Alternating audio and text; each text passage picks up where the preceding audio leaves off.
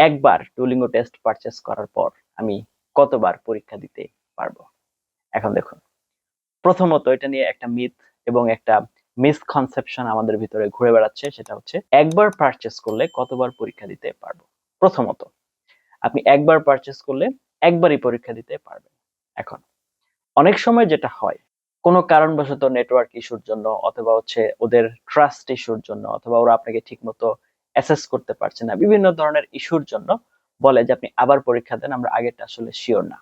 সেই ক্ষেত্রে আপনি একবার পারচেজ করে দ্বিতীয়বার, তৃতীয়বার, অনেকে ৪ বার পর্যন্ত দেওয়ার সুযোগ পায়। এটা এর উপরে totally depends on the Duolingo authority. তবে হ্যাঁ, একটা জিনিস শিওর, সেটা হচ্ছে আপনি পরীক্ষা দিয়েছেন, আপনার স্কোর চলে এসেছে। সাপোজ আপনি ১১০ পেয়েছেন, ১২০ পেয়েছেন, ১৩০ পেয়েছেন, যাই পেয়েছেন। মানে আপনি যদি স্কোর পেয়ে যান তাহলে আপনি আর পরীক্ষা দিতে পারবেন না। একবারই শেষ। এই ধরনের আরো অনেক ইনফরমেটিভ লেসন পাওয়ার জন্য দয়া করে চ্যানেল সাবস্ক্রাইব করে পাশে থাকতে ভুলবেন না।